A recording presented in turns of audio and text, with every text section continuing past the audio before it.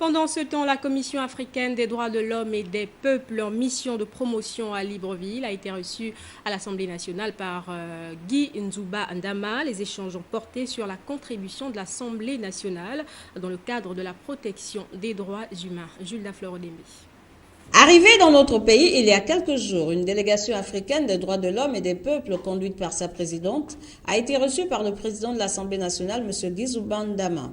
L'échange qui s'est déroulé en présence du 6e vice-président de l'Assemblée nationale, l'honorable Denise Mekamene, et du président de la commission des lois, l'honorable Barnabé Indoumou, a été l'occasion de présenter à la dite délégation les efforts consentis par la première chambre du Parlement en matière de protection des droits de l'homme à travers les lois proposées et votées par les députés. Et nous avons discuté de leur rôle en matière de promotion des droits de l'homme au pays. Et nous ont dit que l'Assemblée générale a les droits de l'homme au cœur.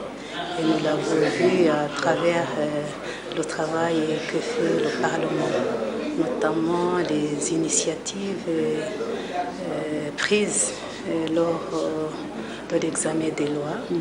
À travers les lois votées, nous avons pu constater qu'il y a beaucoup de dispositions qui protègent les droits de l'homme et qui ont été mises dans les lois par l'initiative du Parlement. Cette audience aux allures de séance de travail a été riche et satisfaisante pour les hôtes du président de l'Assemblée nationale qui, au demeurant, sont en visite au Gabon dans le but de vulgariser leurs activités, notamment auprès des instances dirigeantes. Nous avons aussi appris que le Parlement fait un bon travail de sensibilisation sur les droits de l'homme.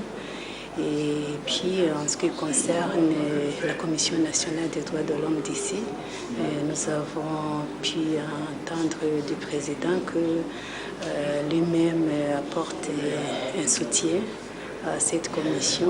Pour le président Guy Nzouba Ndama, le rôle et les missions de cette ONG sont en phase avec le travail abattu par la Commission des lois et des droits de l'homme à l'Assemblée nationale.